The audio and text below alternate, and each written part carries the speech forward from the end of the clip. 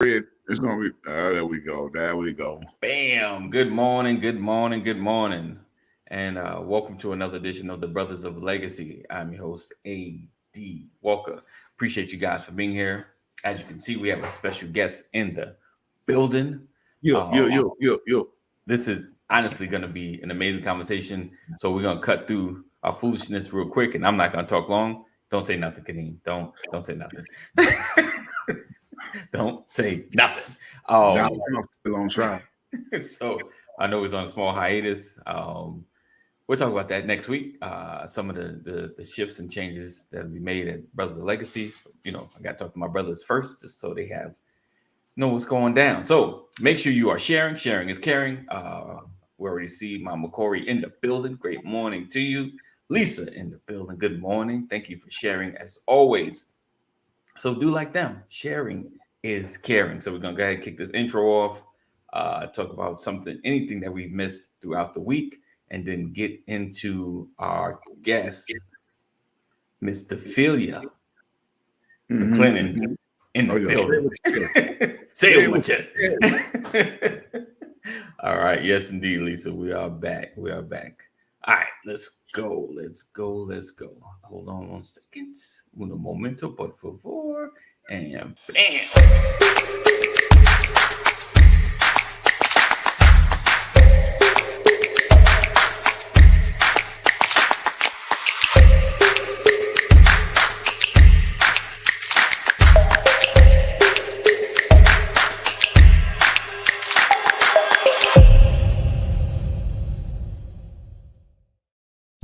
You're watching the Brothers of Legacy. We don't stand out. We stand up. Boom. Good morning. Good morning again. Welcome. Podcast people, welcome. Thank you guys for listening and tuning in. So just real quick, I know we've been off a week. Any special things happening? It's Freestyle Friday, as always. I just want to point out your boy has been silent. There's no indictments and no one's in jail right now. Come on, man. Come on. They've been talking about him all week. You just ain't been paying attention to the right station. That's what it is. Yeah, that's all that is. Only thing I see about that is why is his number still going up? Man, I don't know. Hey, he's supposed to have a town hall meeting. Donald 24. Trump is supposed to have a town hall meeting on CNN. Now, who coerced him to do that? That's what I want to know. CNN, huh? On CNN. I was surprised. Oh, okay. I was surprised. I was just shocked. Like, he don't even fool. The way he be talking about CNN, who would have thunk it? Yeah, It's all about attention. It's all about attention. I just don't get it. He's like, I don't know. He's the opposite of whatever you think. Yeah. Literally playing Jedi mind tricks with everybody. Yeah, he do, and the way he tripping about Joe Biden not going to the coronation for the Prince. I'm sorry, King Charles. Now, I'm like, why is that such a big deal? Like, they don't like you no way. You probably wouldn't have got invited anyhow. So I mean, along the lines of that, there's the big conversation happening where they're worried about Joe Biden's age, and so now the scrutiny is on Kamala Harris, and so that's pretty interesting how we talk about ageism, racism, all these other isms, and then now there's going to be this more scrutiny on the vice president, more scrutiny than ever on the vice president. And it's kind of interesting how just the way this country's set up, it's kind of like Kevin Hart's bank account, the way my bank account set up. But seriously, do you think that if Biden does not run, that Kamala got even a chance of even giving the nomination? Not winning, but even being nominated. Possibly. You think so? Possibly. I don't think she got a chance, man. I mean, she ain't got that wind behind her that's pushing her like that. You know what I'm saying? As far as public, I guess likability. Right. But I ain't seen no polls yet. Yeah. But I just don't see her just, you know what I'm saying, sweeping through and getting the nomination. I think they would give it to somebody else. Yeah. So in my opinion, and this is just strictly based upon the last 3 years, you haven't heard enough from her. Right. Yeah. She's had a True. dominating position, Yeah. or dominant position, I'm sorry, in in this administration, and you really haven't heard much from her. Yeah. You haven't heard anything that she's really done. Now, again, she might be doing a whole lot, right? But it's all behind the scenes. You don't get a chance to hear nothing. She's not standing out with it. Yeah. That's kind of like when people talk about an athlete or an entertainer or somebody, and they're like, this person is a terrible person, but behind the scenes they're doing all this great work, right? You don't hear about it. You don't see it. Yeah. And that could be her, but I don't know because I ain't heard nothing. Right. Yes. So we'll see how that pans out. I'm not sure. I don't know. I'm hopeful. Sam says I don't think so. He said they already attacked her for no reason. So we'll see how it goes down. We'll see what happens. It's a kind of different situation. I guess we've never lived through this, with president getting, old enough to like, you know what, I don't need a second term. Yeah, but he already the oldest president in history right now. Right. Right. So for him to go another 4 years, what is he, 84? 80? I don't know how the dude is, but he 80 something. I know that part. I'll say this. The 2-term presidents that we've seen, the first terms, they usually still keep the way they look a little bit. Second term, they be gray and they come out looking much older. And that second term, George W was like that too. Yeah, all of them. George W came in there with black hair. Right. He didn't leave with black hair though. That dude was tired. Like, I'm done. Yeah. I'm done. But that seems like the 2-term presidents. That's what ends up happening. Yeah. Donald Trump was a 1-termer, so you can see his orange hair still. He still had the same look. The closest one that came kind of like how they came and left similar. Yeah. Was your boy Clinton. He even had old. He looked older a little bit though, because he had to go through. He had to defend himself. Right. on multiple occasions. Right. All right. So we're gonna shift. I'm gonna get the inventor, Dephelia McClendon, in the building, and we're gonna talk about how she got into what she does, the current product she has that's selling in Walmart. So it's not just some small time inventor. And listen, we're gonna talk about McDonald's and her connection that I just found out about. So me and my fascination with the McDonald brand. So I'm telling. Let me just pull it up, and I'm telling you, like, I watched the movie Founder. I don't know if you guys ever seen it. I talked about Ray Kroc. And it's just the story just really intrigued me even more. Like, one, the fact that McDonald's been around so long and they're still like a fast food leader. They're not like number 10. They like, if anything, they're between 1 and 3. I know Chick-fil-A kind of killing it, but in terms of money, I'm sure McDonald's probably still number 1 as far as revenue. Yeah, globally. Yeah, globally, because they're a bigger brand and they're still, killing the game. So just the whole, I know McDonald's not the healthiest, but their system is just still so impressive. All right. So I'm gonna cut down on the talking. I want to hear how Miss Dephelia, Auntie, let's just Auntie. What up, Auntie? What up, Auntie? Got into this amazing world of inventing and everything that it entails, and going back to the McDonald's days and dealing with the suppliers. So we're not just talking about her working in the restaurant. I'm talking about dealing with the folks that own these restaurants. And one of the owners, Black owner, am I correct? That's correct. Oh 30, yeah. So Auntie, when you get into your story, Auntie, if you could give them a little backstory from when you stopped working your W-2 and got into entrepreneurship. Okay. Oh, okay. When Okay. you got into entrepreneurship. All right. The floor is yours, Auntie. Floor is yours. Give what you got, Auntie.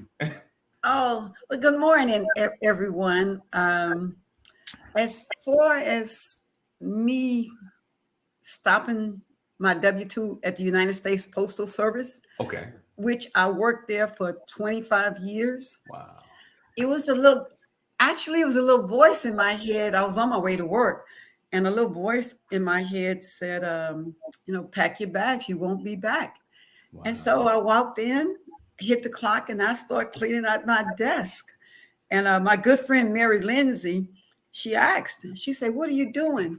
I said, well, today my last day. She said, are you a fool? She said, are you a fool? I said, whether I'm a fool or not, I'm not coming back. Today is my last day. And so I grew up with 13 brothers and sisters. So my mom was always selling something: boudin, cookie, cakes, pies, pralines. We had to be able to make it because my mom was a single mom with 13 children. Right. So we were always selling something. On Saturdays, we went in the neighborhood and we sold boudin. And so anybody who wanted a Saturday to sell, she would give us a Saturday. Anybody who didn't want their Saturday, I always signed up to take their Saturday because I wanted the money. I know that's right. So I've been selling a long time. However, when I left the Postal Service, I wanted to know how things worked. And a lot of times we just go and we buy stuff and we spend money and we do a lot of stuff, but very few of us give any thought, well, how did that product get on that shelf? Right. Who created it? How did it get here? Who funded it? And so when I left, I had a patent, a utility patent on a product that I call earmates. And we were trying to be a supplier to McDonald's. To make a long story short, the way McDonald's work, you have your local owners who must approve you to go to the district level, okay, who must approve you. And then you still got to be approved a third time at the regional level at McDonald's before you could get to corporate. Wow. So I was going back and forth to Atlanta, Georgia, Dallas, and everywhere doing trade shows, Kaneem and I. And McDonald's is a phenomenal company, especially for minorities. If you have anything that they can use and, be a supplier, and you work with it's called the Black McDonald's Association. They have, each ethnic group have their own organization. So here in Houston, it was Carol Oliver. In Dallas, it was Roland Parrish. And in Atlanta, Georgia, it was, I can't remember their name. It was a couple. So you have to, convince all these people that you could do it. And we sold earmates, which is a disposable headset cover to go over the foam cushion of the headsets that they use through the drive-through. So when they would change shifts, they would take off that little disposable cover like a glove and put on a new headset cover for each user. Right. And we did that for years. However, that was a niche product. So when we traveled to McDonald's, is a phenomenal company. And we were invited to be at the International Vendors Conference in Orlando, Florida. And we were staying at the Crown Plaza Hotel. Nice. And so for a whole week, it's amazing. And but we didn't have anywhere to put our toothbrushes at the time. And so we was having to run out and get toothbrushes, because we didn't want to leave them in the bathroom. Right. And that was in 2006. Okay. And I kept saying, well, they have toothbrush holders on the market, but they don't have anything where you could travel you could store your toothbrush and have your toothbrush dry. That was in 2006. So in 2009, I kept saying, it's got to be something on the market. Actually, it was not anything on the market. So then I started working on it in 2009. And so how I made my prototypes, I was going to Lowe's, Home Depot, and Hobby Lobby, and just, buying parts and putting them together. They were real rough.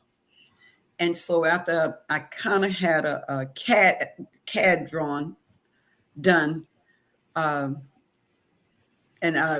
it just looked like I could have did that myself, like a sixth grader did it. Kaneem's mom, Pam, told me, I think I paid $750 for it. Pam told me, she said, Fee, lose that guy. If he charged you $750 for this, he's just going to milk you. So whatever Pam told me, I figured it sounded good to me. Whatever she would tell me, because she wouldn't tell me no foolishness. Right. So, we got the basic little drawing, the basic little model. And then the way China works, 50% of the companies in China are mom and pop and fakes. 40% mom and pop and fakes. The reason, because you can post anything on the web. Okay. Right. It doesn't mean it exists. Right. And so the other 40, in other words, you have about 10 to 15 factories that can produce products. You got some that's going to take your money and start. And so we sent the little sketch and a picture of what we were trying to accomplish to a couple of people who had posted on the web. It's called Made in China. That's where you go for every product for looking for a factory. It's called Made in China. So we Googled Made in China. Somebody told me that. And we picked a couple of people. A couple of factories we thought were factories. They were not factories. They were engineers who posted on the site. However, lucky for us, he sent back something that we could build upon. We got burned twice with dealing with China. Right. So from 2009 to 2013, we were still trying to get something formed. Right. And so by 2011, we applied for the patent. Okay. And so we were issued the patent in 2013. Nice. Now, let me back up a little. Yes. You do not need a working prototype as of today. As a matter of fact, if you have any ideas or anything written or drawn or sketch, you can apply for what they call a provisional patent. And you can do this on your own. You could go to the USPTO, go under provisional patent, and upload your stuff, pay your fee. What a provisional patent does, it buys you time to get the nuts and bolts done on your product. So say you got an idea that you just like, this the greatest thing since popcorn. Right. And you don't have money for a patent attorney. Right. You could go in and apply for a provisional patent, have the meat and potatoes in the drawings and the mechanics, and you have time to work out the other kinks. That's probably one of the best ways. And you don't need a patent attorney. You don't need anybody to do this. You could do this yourself. Everybody want to pay everybody, but some things you just got to do yourself. And you can do a provisional patent on your own if you have all your stuff laid out before you start applying for the provisional patent. Okay. And so we got the patent in 2013. So I'm thinking, we got a utility patent. We got a good deal, all of this. The goal was to license this patent out. Right. Well, long story short, less than 5% of all issued patents make it on the market. Less than 5%. And most of the patents issued or to large corporations like IBM, Exxon, Dell, the big companies. Right. So a small company like me, we just don't. The odds are really long. Okay. However, I was broke anyway, so I said to myself, "I'm gonna be That's broke." deep right there. That was deep right there. But go ahead. In other words, I That's said to good. myself, I'm gonna be broke if I stop, so I may as Right. well be broke and keep going. That's the way I looked at it. I Broke love is it. broke. Right. So Right. broke is broke. So I kept going and going and going, and so we got some prototypes done in China in 2014. They were functioning, but they kept breaking. And I said, Right. okay, well, at least we have the concept, a working prototype, something we could work with. Right. And so after we got burned the second time, Okay. and I was unable to get Colgate, Palmolive, Wow. P&G, or Philips Sonicare to Yeah. license it, Okay. I had to keep going. I was broke, so I had to keep going. Shit, Right. broke is broke. And so we had been trying to get invited to the Consumer Electronics Show that's held every year in Las Vegas. I don't know if anybody, but all upcoming and new consumer products, electronic products, they are shown at the Consumer Electronics Show in Las Vegas the first or second week in January. And so somebody bowed out because we had been trying for years to get invited. They kept saying no, no, no. However, somebody bowed out in 2018, and they called us up and they asked us, they said, well, do you want to come to the Consumer Electronics Show? We have one slot available.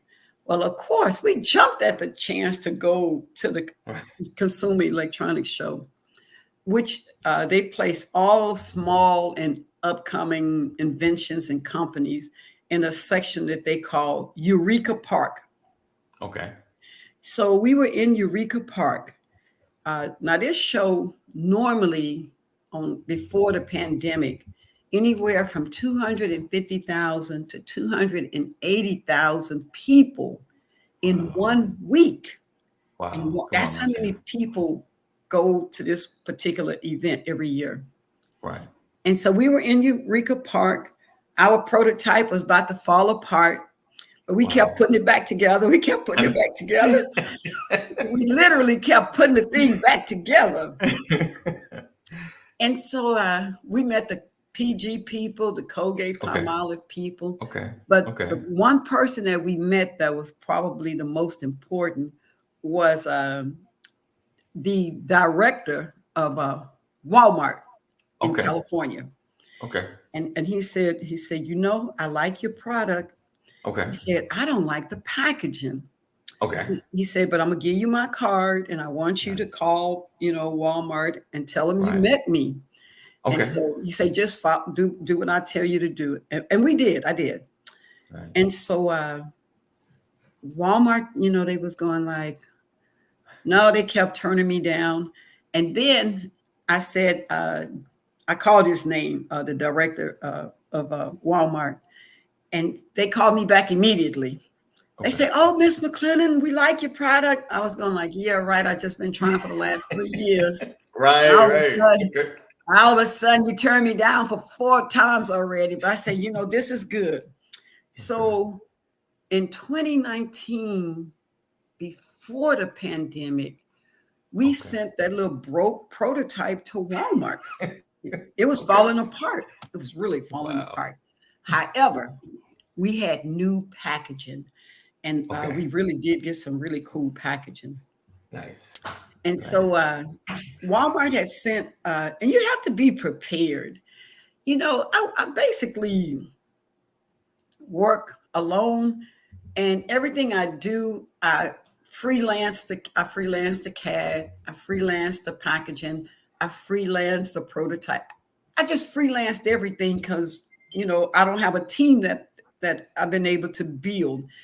Okay. And you gotta have a team, just so you can go out and free some of your time up to do other things. Right. Well, so far as of today, I still have not been able to build a team, because when you go to look for investors or want investors, Right. they want to know, well, where your team? One is a lonely number. Right. Indeed. One is a lonely number. So, Yeah. and it makes good sense. So if you have a team, you can stop talking to yourself and to the computer, and Right. they can bounce ideas off us, and hopefully your team got more sense than you, and they don't have foolishness. So you can you learn from each other. Bottom line, you guys learn. Everybody learn from other people. And so that was 2019. But what Walmart did, they sent us what they call a new item submission forms. Okay. Okay. And so when you fill out these forms, it's called new item submissions. You tell them what you can do, when you can do it, and when you're going to deliver this product. That was in 2019. So Sean and I Sean is my daughter. We went to China December 2019. Right. When we came back in January 2020, the pandemic had hit. And so we was just like we was going like, oh man, it was like everything stopped for us. China shut down. So we couldn't, there was no movement in China for about 18 months. Wow. But you know what? That worked good for us because it gave you time. It gave us a lot of time Okay. On the new item submission form, which the product was supposed to be placed in the stores. It was just no way we had those capabilities. We didn't even have a factory at the time who could produce a high quality product. Right. So timing is everything, but the COVID worked for us. Okay. The pandemic worked for us.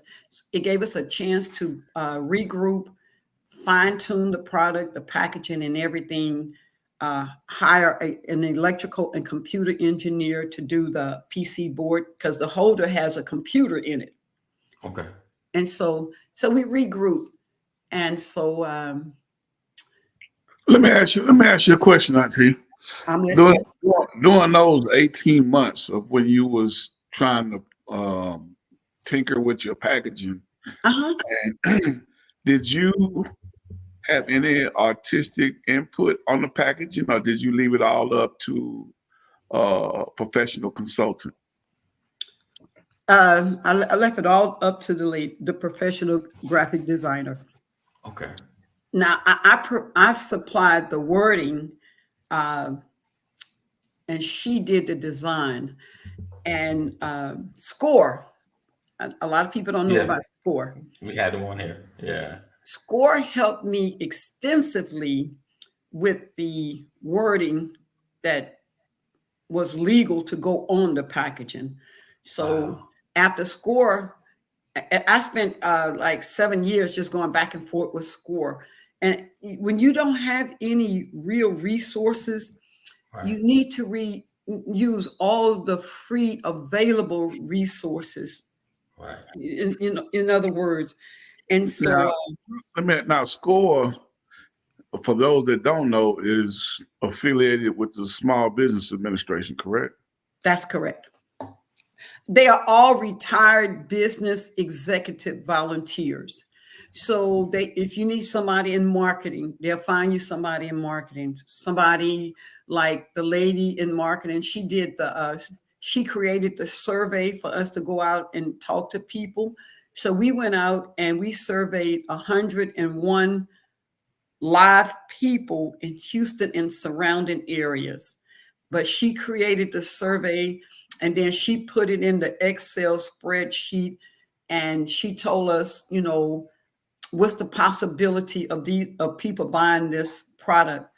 And believe it or not, 76% of the people surveyed said they were more than likely to buy a toothbrush holder, an individual toothbrush holder.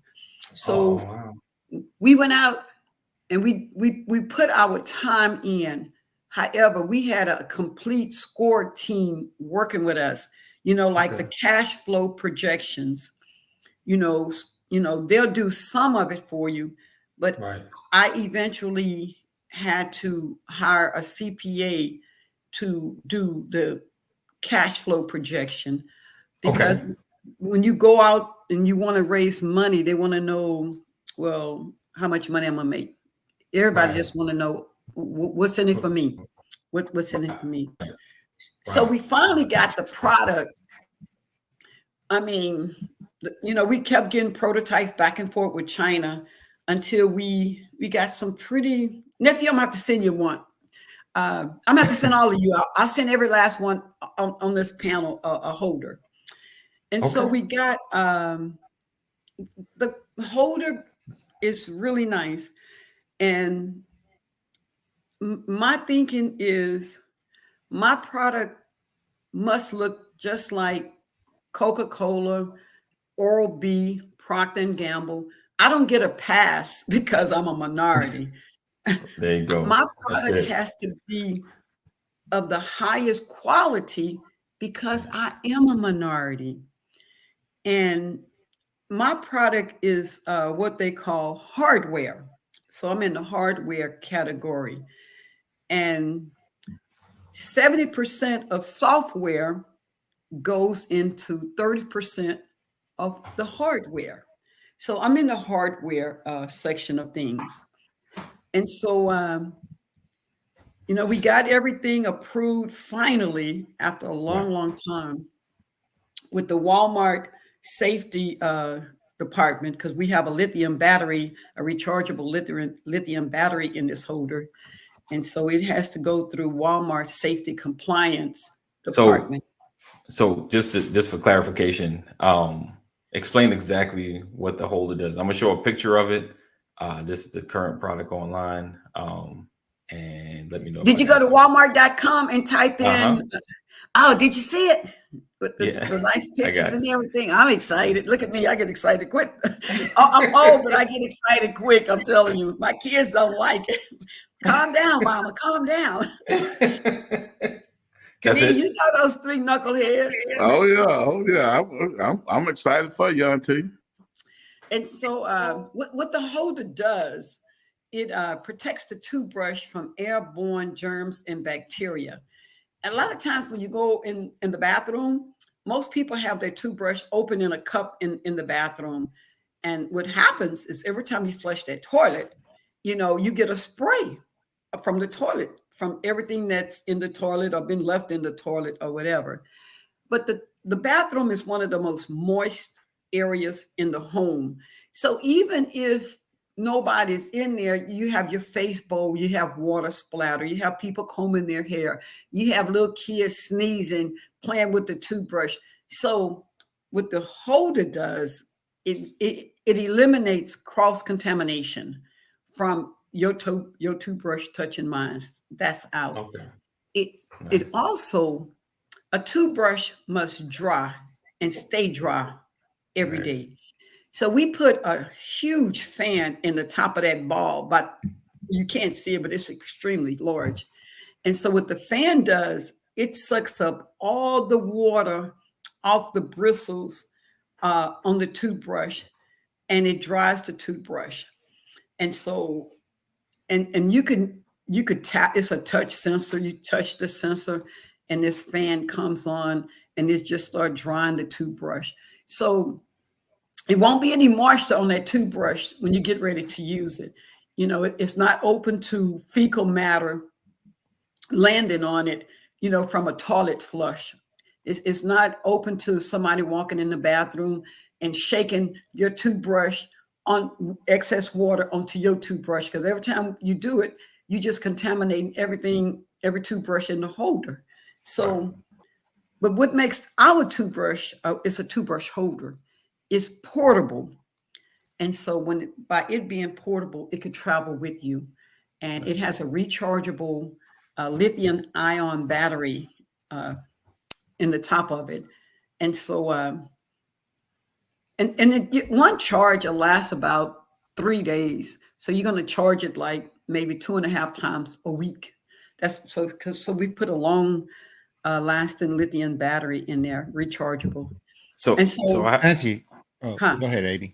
I have thousands of questions. Go ahead, Thomas. You can go. Now, I just got a couple questions. So, number one, well, by the way, great product.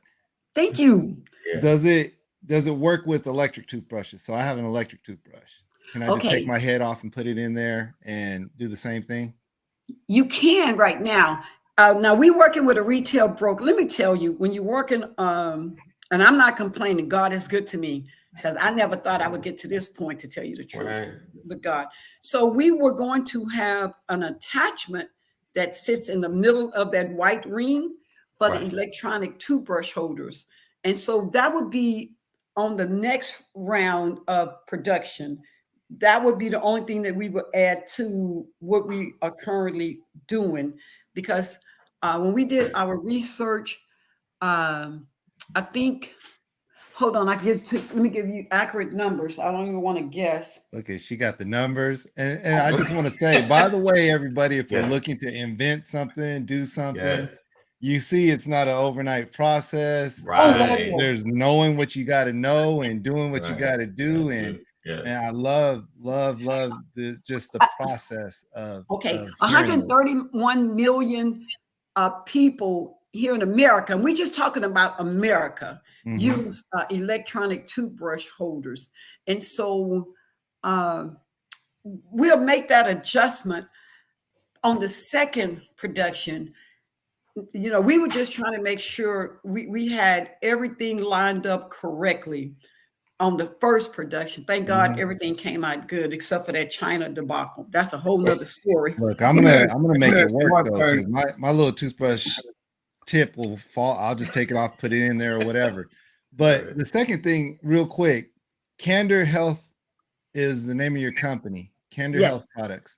Yes. When did you come up with that name? Was it a part of your rebranding, or has it always been? 2011. Okay. Because when we was dealing with McDonald's, the old company, and you learn a lot from failure. Failure is good. Failure is good. Don't let anybody tell you it isn't. You learn from your mistakes. And so in 2009, we just didn't have the sales for the earmates. So we had to call the Internal Revenue and tell them that we had to shut this company down. So we had to shut Ash Manufacturing completely down, website and everything, phone numbers and everything. According to the Internal Revenue, we could never use that Ash Manufacturing or anything associated with that company. So I was going like, but Lord, I'm not that smart. I need something, because Ash stands for my kids' name, Asia, Sean, and Haley. That's what the ASH is. Asia, Sean, Lazy, Daisy, and Crazy is what I call them. No, I'm just joking. I'm just joking. But that's the Ash, Asia, Sean, and Haley. So we had to shut that company down. So I was, we want to be as transparent and honest with everybody that we work with, deal with, and be around. And so the name Candor came to me. I don't know why, but it just came to me. I said, you know what? I'm gonna go with Candor Health Products. And so that's how we got it, because, Candor, you just want to be transparent and honest. Right. Even if I'm broke, I still want to be honest. It's not going to cost me. That's good. I'm not going to make any more money not being honest. It's not going to benefit me any. And so, but we got the first shipment. After we got the shipment in, we just got cleared to be on the Walmart site 3 weeks ago. Because we had Congratulations. Right. Thank you. Because it has a lithium battery, and we needed the safety data sheet for Walmart scientists or whatever they are to approve the safety of this product. Right. And so, but we are working with a retail broker. And it's all this stuff that you don't know, because I'm just knocking my head against the cement. How does this work? And I was on LinkedIn, and I saw this guy, had Walmart by his name, and I asked him something, and he LinkedIn me back. Dephelia, you need a retail broker, a consultant, and a representative. Okay. I would have never known about a retail broker until he told me that. He said, I'm gonna give you, he gave me 7 names. Wow. I contact all 7 people that he told me, but only one particular company, only one particular lady on a Sunday afternoon contacted me back, and she gave me her email. And I said to myself, anybody working on a Sunday, that's my kind of person. You know, you work this stuff day and night. Right, and so, right. And I don't have, not at this time, I'm praying that it grows exponentially, to tell you the truth. But she had to convince the people who own this particular retail broker company to sign me on, because they were totally against signing me on, because I'm a one-man band. And so they decided to take me on as a client, and they told me, you know, what their requirements were. And I said, okay. So how we supposed to work with one another. I got to get the sales going. And once we get the sales going, they are a mass market retail broker. They are supposed to get me in Target, Walmart, HEB, and on the Amazon platform, mass market.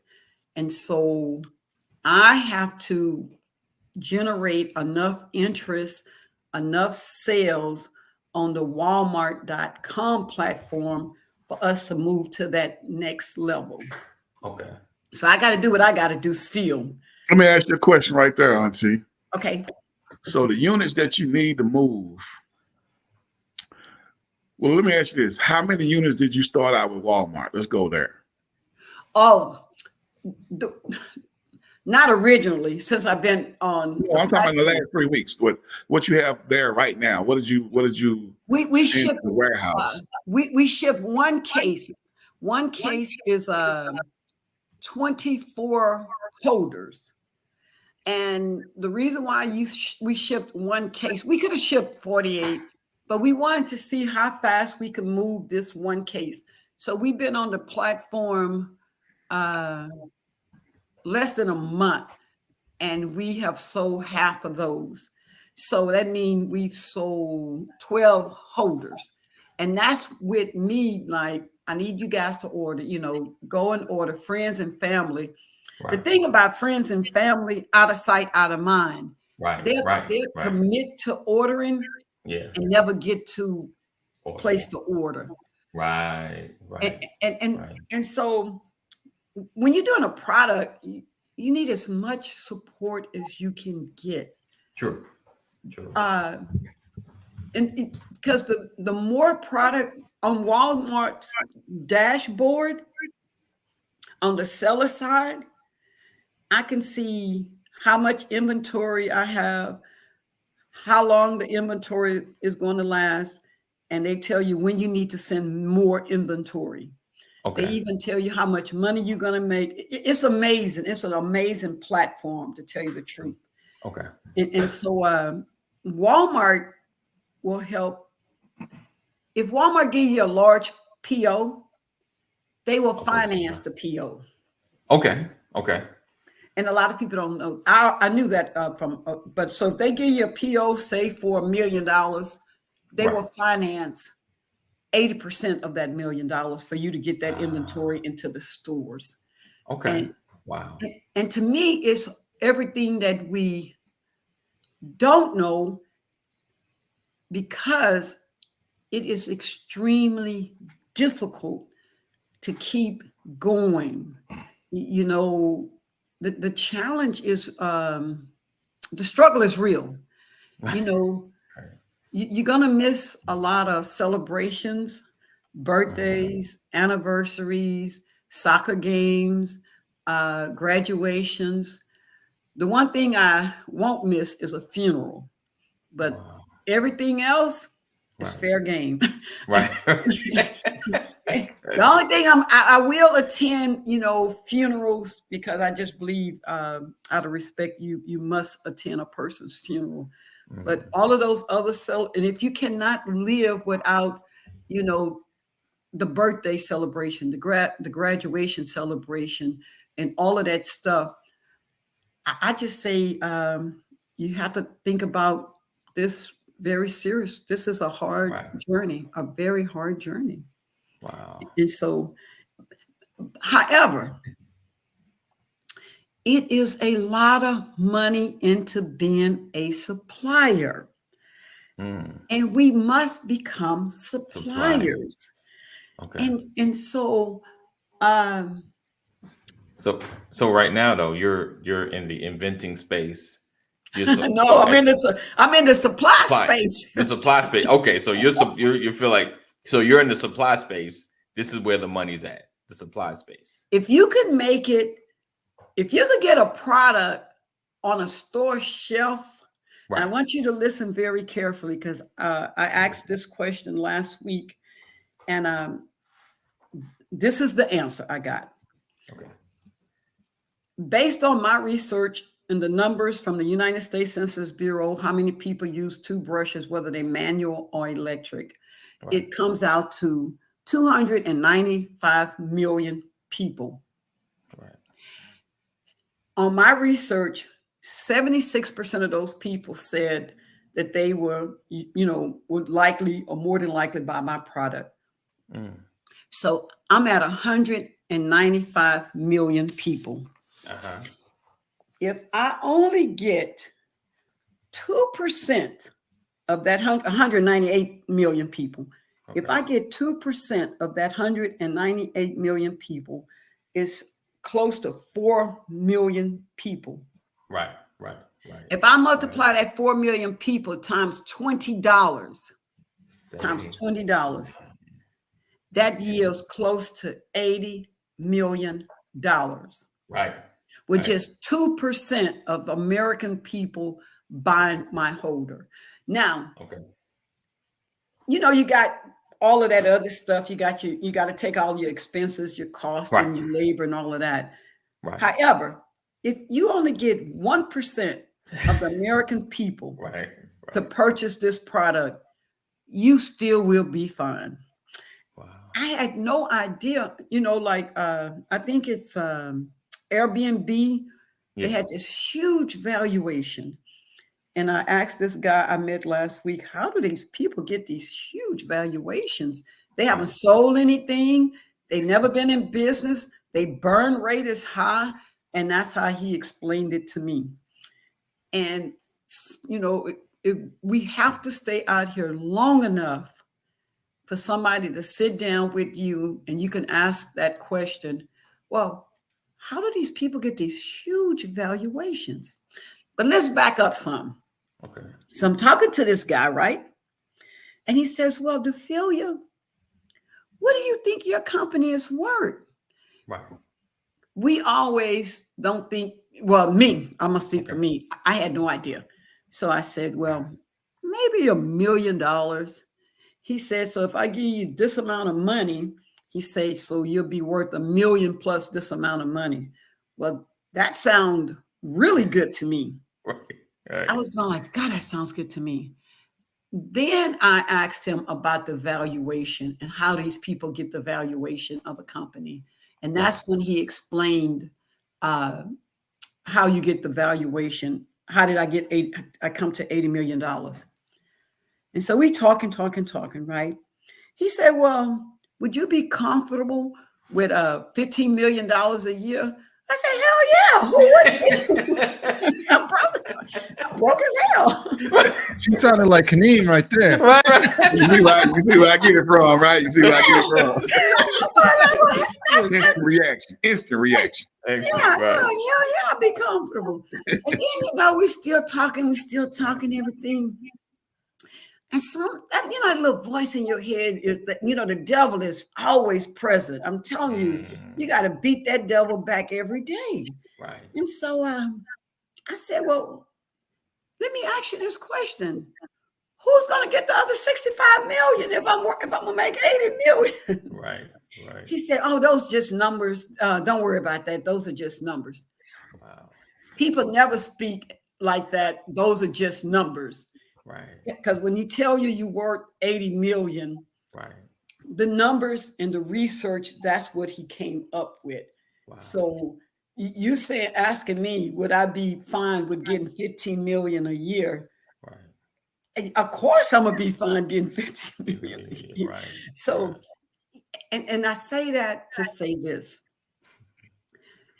When you be struggling, and it's just a constant struggle, you really might not know the value of your product and the struggle that you have put together collectively over a long period of time.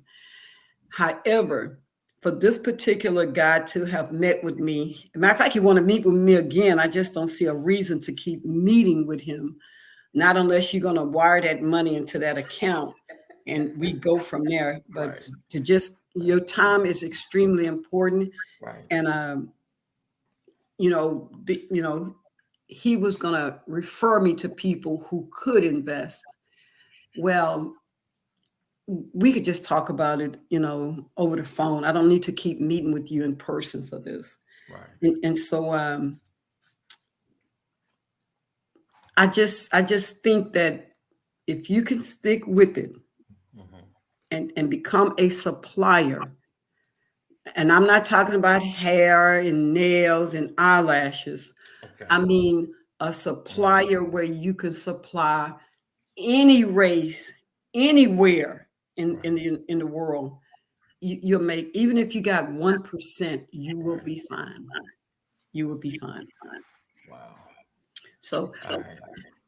no, I wanted to learn how, things work, how you get a product on the shelf, how things went from China to America, the import and the export and the broker. And you have to stay out here long enough to learn this stuff. Right. And it is extremely difficult. Right.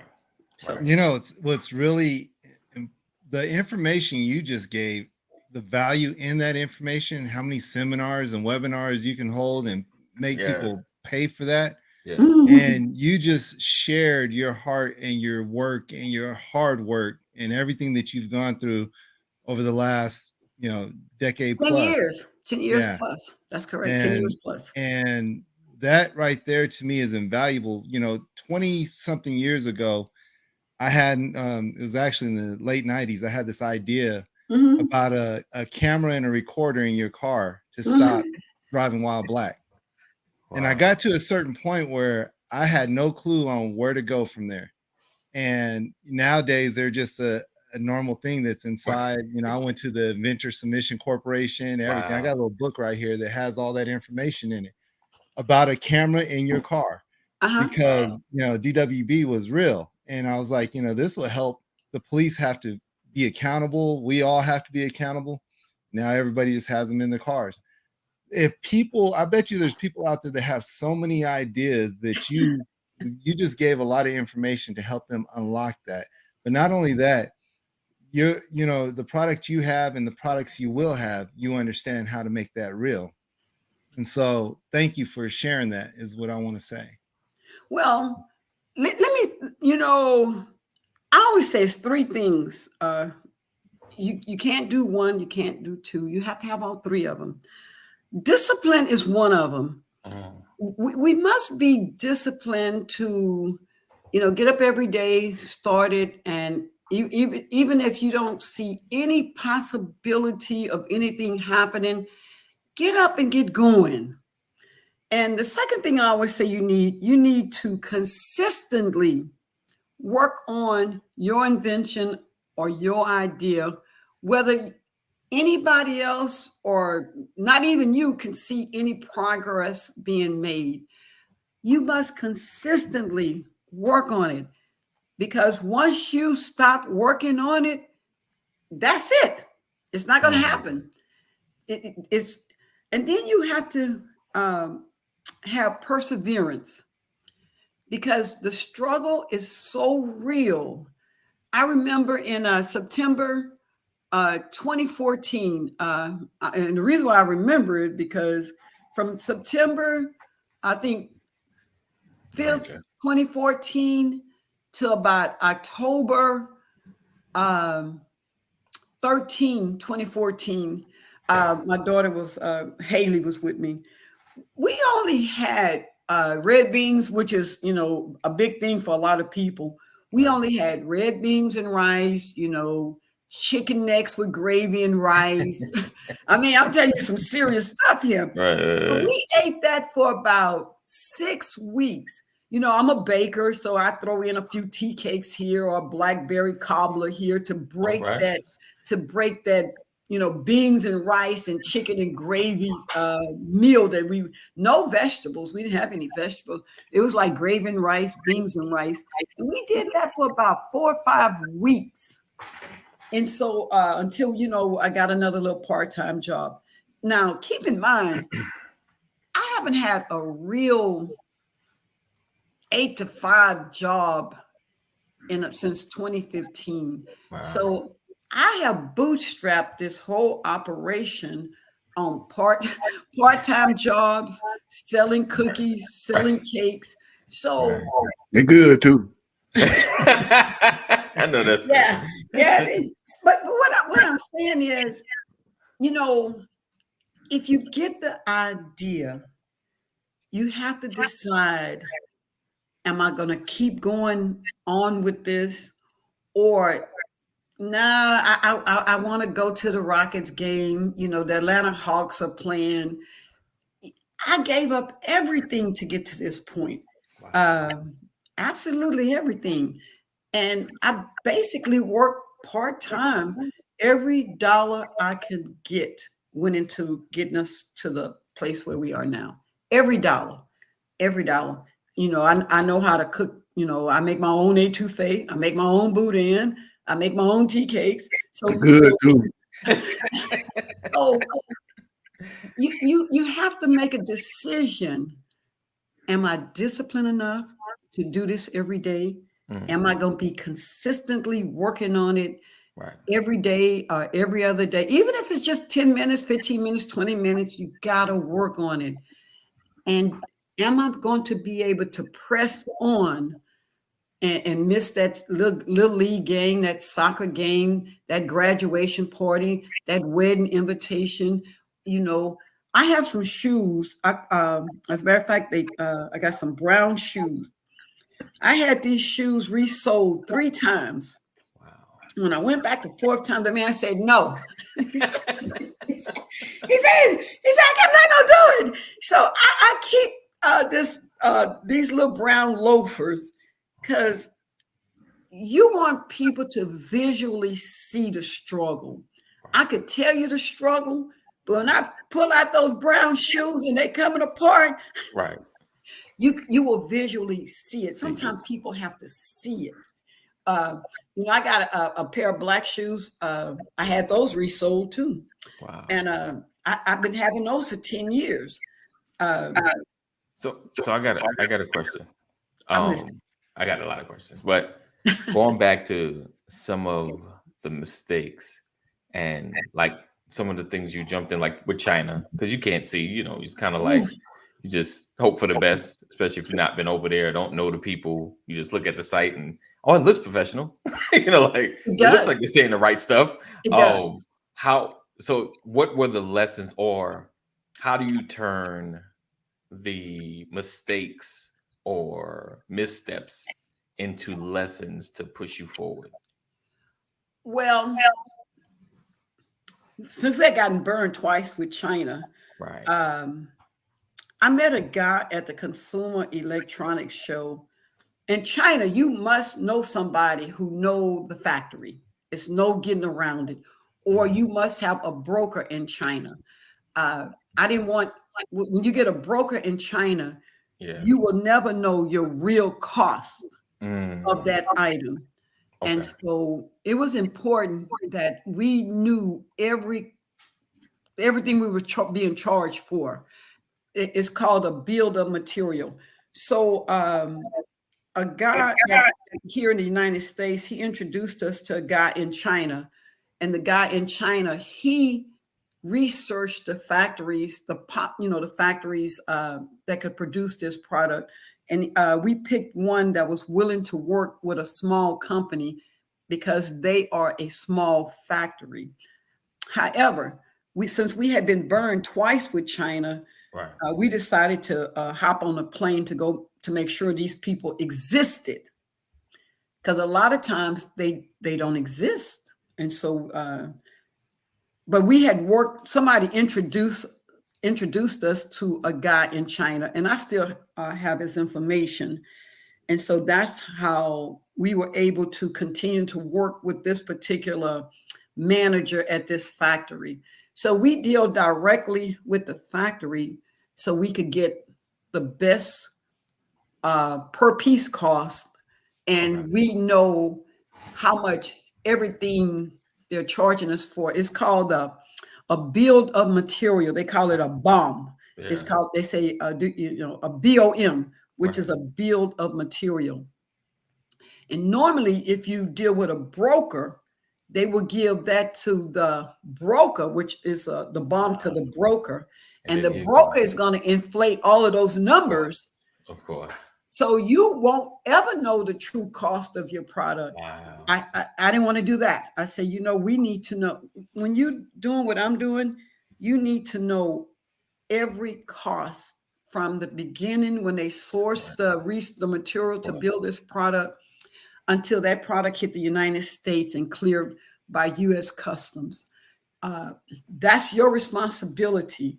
And so we were able to find a factory and deal directly with the factory because you could get the best per piece unit cost if you deal directly with the factory. Okay. But there was a little work involved with that also. Okay. Nothing is automatic. Right. You have to put your time in. Right. But we did, at the end of the day, I know people who have products, and when I would call to, ask for information, one lady told me $250 an hour. And I was going like, I don't have that kind of money. I'm asking for, seriously. Right. So everybody that you speak with who've gone through this process, right, now is $500 an hour. Right. And my thing is, anybody who will be diligent, disciplined, consistent, and can press on, I will help them. I don't gain anything by not passing on knowledge. If you pass on your knowledge, it'll live forever. Right. But for me, it doesn't make sense for everybody to have to pay for these same mistakes over and over and over. That's the way I look at it. Right. So, can I jump in right there? That is such gold. I do the same thing. And, everything I've had to pay to learn and everything I've had to go through, I'll give it away as long as you have those things right there, persistence, diligence, everything else, because our people need to understand this process. And there's so many barriers for our people. When I say our people, those people that understand the struggles we have gone through in this country and everything else, to just get to that point, you have paid with your blood, sweat, and tears, your money, your time, your sacrifices, your investment is what I'm really looking at, because you're investing all this into the future. And now you're willing to invest that into other people where you can see that return on investment, because I've done this investment. This is the return that I've had in my life. Right. If you're willing to put this in, I'll invest in you because I'll see a return in your life. That's some good stuff right there. Definitely. I mean, we can go through life but I do understand both sides. I understand why people, say, oh, no, they're not going to do anything. I don't know what the next man is going to do. Right. The next man has got to show me, well, what they're gonna do. You know, I can't prejudge that man and say he ain't gonna do nothing. Da, da, da, da, da. No, people will let you. They will show you their colors. You know, at the end of the day, you're gonna see them. They can't hide them forever. Right. You know? Right. But Yes. I mean, people true colors will come out eventually. When they show you, believe what they show. Don't That's interpret correct. it. Believe what That's they show. correct. And so, you know, I told my nephew, I say, nephew, they got a thing called Bert's Inheritance. And I say, my kids are going to be shocked. I say, because everything I'm pretty much doing is for the homeless, or the, you know, the people that's been incarcerated for whatever. I'm a little old lady. I'll be 66 years old this year. So I lived a good life. You know, despite all of the struggles, I still have had a good life. And so, but when you see that man under the bridge and you have to pray, Lord, I hope he gets something to eat today, or I hope we don't pass by this man and not speak to this man, or even if he could just take a bath and change his clothes, that would help that man out, you know, or if he could get a haircut, you know. So we walk by these people, which mainly look like us. And, you know, we look down on them. You don't know where your next angel is going to be. Your next angel could be up under that bridge. Right. So you got to be kind to everyone all the time, not sometimes, all the time. And so I tell my girls all the time, I say, you know, God has blessed you all with some good education. When dead people spend money through trust funds and philanthropy. So that's how I look at this. Nice. That's some good stuff. Listen, I got some more questions. You do? Oh yeah. Well, because I want to go back to the McDonald's days and meeting with a lot of the owners. What that looked at. We can get into all that. We definitely gonna have a part 2 of this. And then I want to talk about some of the struggles of building a team. You know, some of the things that see, I already know there's a lot to that. There's a lot to that. I'll tell you, I've been trying to build a team for a minute. I'm still a one-man show. Right? Yeah. Then, you know, one of the hardest parts about building a team, like she was saying, finding people you could trust, finding the process. You know, that's the big part. That's the major obstacle. You know, if we could get past this trust, all of these trust issues, you know, the thing about a team is basically trust. And so you want to, if I drop dead today, I need to know, will this company continue to go on without me? Right. I do not have to be everything for the company. I need to be able to trust you. Go out there, we sell this product to whoever we need to sell it to. I need you to be able to step in for me if, you know, like I said, I'm a little old lady. Right. And we'll start out trusting each other. Right. But money has a funny way of making people act funny. That's the way you know, and money hasn't done anything. Say it with your chest or teeth. I mean, money has a funny way of making people act funny. Right. And it's not the money, it's greed. And we live in a world where it's enough money for everybody. Right. And no one person is going to make it all. And so with that being said, if you don't set a clear path for everybody to get what they want, right, you will not get what you want. Right. When everybody else get what they want, you will get what you want. Right. And so you have to be able to say, okay, this is where we are going to start. This is where we need to be. And when we get to this amount of money, we're going to start dispersing the money according to Yes. your level, because everybody like, when we gonna get paid, when we gonna make some money. Yeah. I've been doing here this all for a week. year. Yes. I've been I've with been you doing all this for a month. year. I'm not Yeah. gonna keep doing this. You got to pay me. So you can't deal with people who need to be paid, should have been paid, are looking to be paid yesterday. Okay. Yeah. You have to find people that could see your vision Right. and could go with the long term. It's a long road. It's a long winding road. So if people on your team need to be paid every 2 weeks, you cannot have those people on your team. Exactly. Right. You got to have people who can say, okay, I can afford this, I can afford that. And Right. you all work as a collective, one body team. And so it's hard for you to say, well, Kaneem, I need like $1,200. We got to pay this loan and keep our credit up. Get it from somebody else. Now you can't get rid of Kaneem, because Kaneem, you didn't gave Kaneem equity in your company. Okay. And so once you start giving equity in your company, Right. you cannot get rid of these people. And once you give equity in your company, unless you spell it out in very precise details, what these people are supposed to do or what you're expecting from these people, the time, the date. Once you give equity, say you make $80 million and Kaneem, you gave Kaneem 2%. Right. Well, Kaneem is going to get his money whether Kaneem sit on that couch or not. Right. And so you have to look at things in that way. Damon, let's look at Damon John. FUBU, I think it was 5 of them.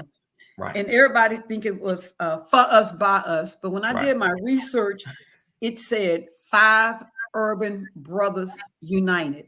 Wow. That's what FUBU originally stood for, 5 Urban Brothers United. Wow.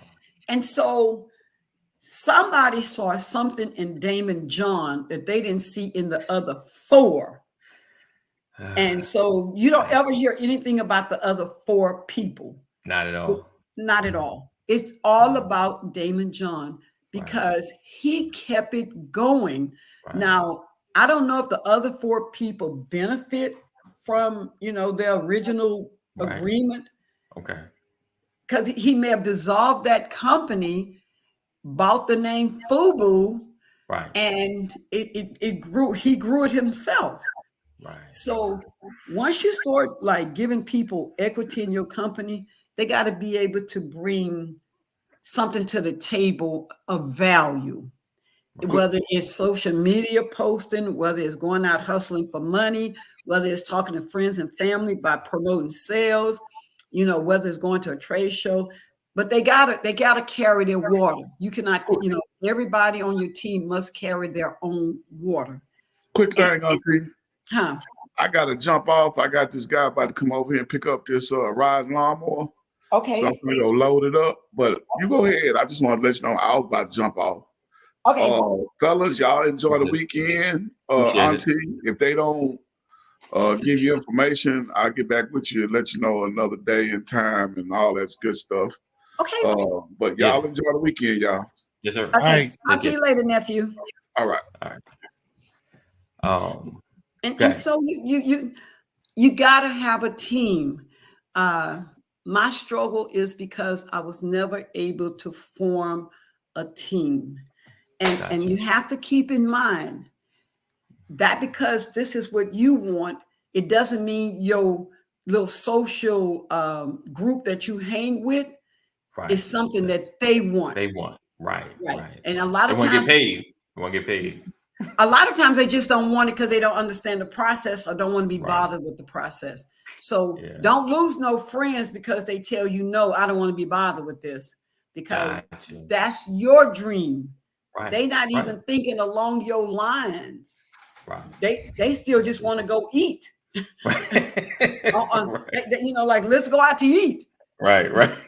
It's interesting that you said this is your dream, because other people, they dream about the money part of it. They don't dream about the outcomes and the longevity and the legacy? Because it's not something that most people think about. Like you said, you had that camera idea. Right. You probably didn't know how to get started, but somebody somewhere was thinking along your lines, Right. and they went through the struggle to get it done. Wow. That's the way you have to look at that. Wow. It's a struggle. And I never thought about the equity part of it. Like, it's always building the team, and you want people to rock with you. But it is a giving away of equity if they're really a part of the team, or they become paid, paid employees, I guess, with you're compensating along the way. You know what? I is in the beginning, it's just best to pay people money. And now I'm at the point where I need to get investors, so I have to raise money. That's where I am right now, and up to grow my sales, and make get to that shelf. I'm at a different point. I need to start raising money. However, when you start giving away your equity, then you have to listen to what other people are saying, if you give enough away.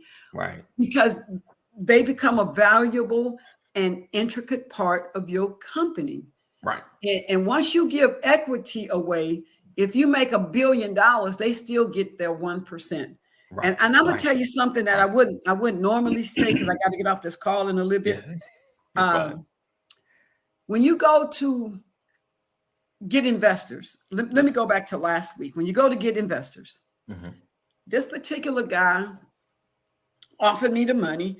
He said, because he said, we just wired the money. Then he said, well,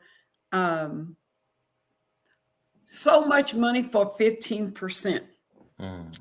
So I said, okay.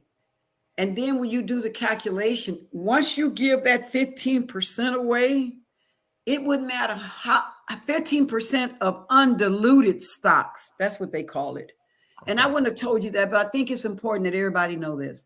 When they say undiluted, that means if I could sell 10 million shares, his 15% would never be divided up. Right. In other words, everybody, that other 85% would just keep getting watered down.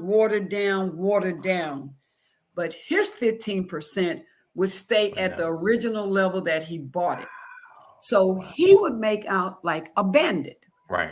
And so that's what we don't know. So they got diluted and they got undiluted shares. Wow. So when people say that I want undiluted shares, they saying not only do I get paid first, but you have not watered down my shares. Wow. So and that's the stuff that you have to learn. So when you're talking about giving equity of your company, because we're trying to raise money, he said, well, I want undiluted shares. And you have to be very careful, because once you give those shares away, he gets his money. It's like cream of the crop. Right. And we're not in these arenas to learn this stuff. And the people who actually know it is not going to tell it to you. Right. So, but I got to get off this call. I appreciate it. We're going to, let's, maybe next week I have Kaneem, can I contact you and see if you're available next week or the week, same time. And we'll continue this conversation. Thank you for coming on. Listen, everybody that's on YouTube and Facebook, I put the link to purchase through Walmart. So make sure you go ahead and get your. I got mine already. So thank you. Thank you. There you go. Here. Let's go. We need as many cells. They don't have to wait, like she said, out of sight, out of mind. Right. Get it now. Get it now. Don't even wait. Right. Get it now. And look here, you guys can ask me anything. Because I want it's enough money out there for everybody. But more important is you just need to know some things, and ain't no sense in you learning the hard way. And I could just tell you, no, that's not the way you deal with China. I got a contact in China. We could do this in China, but it's a grueling process. Right. Okay. Yes. Appreciate it. Thank you. Yes. Okay. Bye-bye. All right. That was good. Good stuff. Thank you, Miss Dephelia, Auntie, coming through, Auntie. sharing. That was some good stuff. All right, Kim Rich said, I'm buying. Yes, everybody buy. And then when you buy, share or buy a gift. You got Mother's Day coming up. Buy it for your mama, grandmama, your auntie. Let's go. Let's go. Let's support. This is not only just a wonderful product. It's a wonderful product created by a Black woman. So that's doubly support.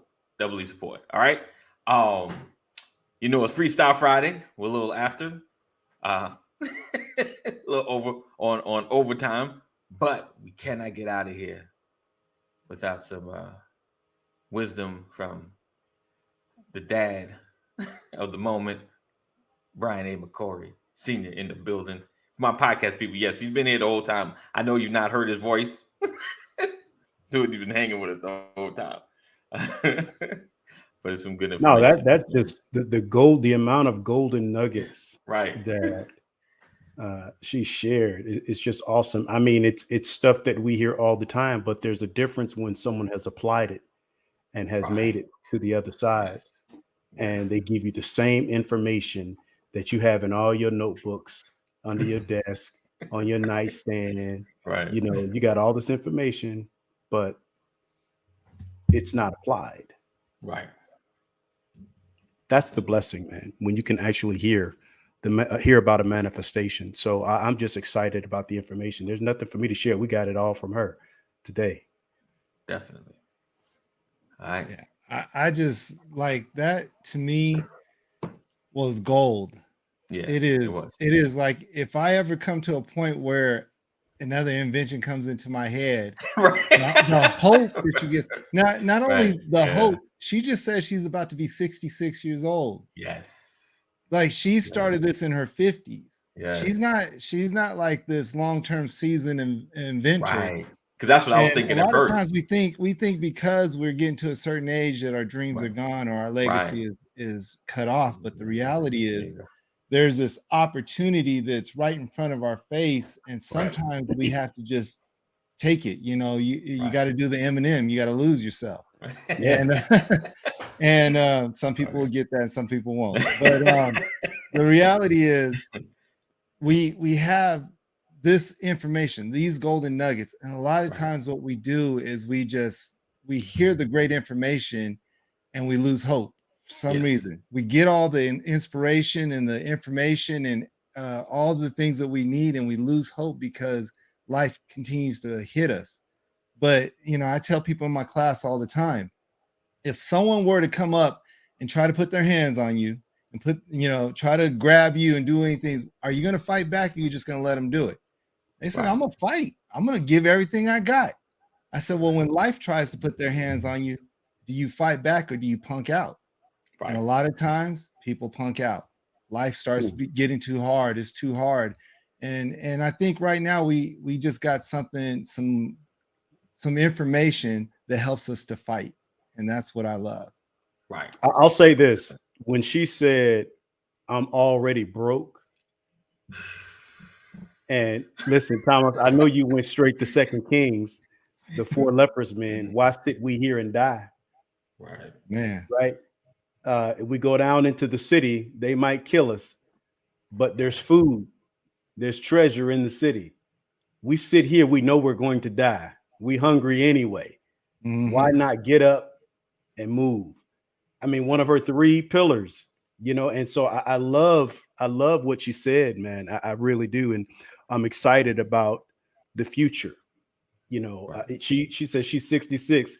Look, I'm 55. I thought I was done, man. I'm working more diligent now than I have in a long time because I'm on a mission to do something that I have not done, but do it in a shorter time frame. Right. You know, because you got to keep moving. You got to keep pressing. If you haven't made it yet, keep pressing. If you're not satisfied, keep pressing, keep moving, remain diligent, persevere, because it's not over. It's just not over. So I love that mindset. And that's exactly where we all should be. Absolutely. Definitely. Just text Kadeem. AD, I just want to say, one of the best shows ever. Not just for Brothers Legacy, yeah, this was good. Ever that I've heard on a podcast, on anything. Yeah. And thanks for putting this together. Oh man, you're welcome, man. I'm glad that Kaneem let us know who we got. I just texted him. I said, "Who else in your family is killing the game?" Right. I know Kaneem had the hookup, but you put it together. So yeah, it was good though. That was real good. Good stuff. Appreciate you guys. So make sure you guys share this broadcast. I was telling her, Dephelia, that she was hard to like Google as far as name goes. So we're right now at the top of the list. So anybody looking for her, we pop up. So we appreciate you guys for being here, rocking with us. Another edition of the Brothers of Legacy. My goal is I definitely want to have her next week to kind of dig further into struggles of a team. She had, like she spoke about the I won't say earmuffs, the muffs that go around the drive-through headphones. She created that and had McDonald's buy into that. So she's had meetings with a lot of the owners. One of the owners that owns 34 McDonald's. So yeah, some big time meetings actually. Because Kaneem, they were just kind of chatting, passing. Like, wait a minute, you don't just talk about you met the owner like 34. Like that's not somebody you see every day. So I want to talk about that as well. All right. So I guess all hearts and minds are clear. Yeah, except to the guy that invented the zero. Thanks for nothing. That was good. I was also wanting to let y'all know, like I put 2 subs in my trunk of my car. Only problem is I had to take it back because they didn't have any mayonnaise on them.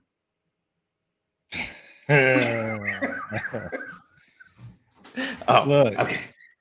I just got a question about some states. What's that? What did Delaware? What did Delaware? Yeah, maybe in New Jersey. I don't know though. Nice. Alaska. Okay. Nice. I like that. If you have 10 apples in one hand and 12 oranges in the other hand, what do you have? What's that? Big hands. That's good. Okay. All right. Oh, let's see. Okay. Oh, yeah, we got to get this great disruptive dialogue conversation. Oh, yeah. So today's part 2 of Pastor McCory's disruptive dialogue conversation about mending brokenness. So catch us today at 2 p.m. Eastern time. Oh, I'm sorry. Nice. The 2 and 11 a.m. Pacific. And you'll see part 2 of it. If you haven't caught any of the disruptive dialogue, you can find us on YouTube, Facebook, and wherever you listen to your podcasts at. Bam. John says fruit salad. All right. So we appreciate you guys for being here another week. Well, another day.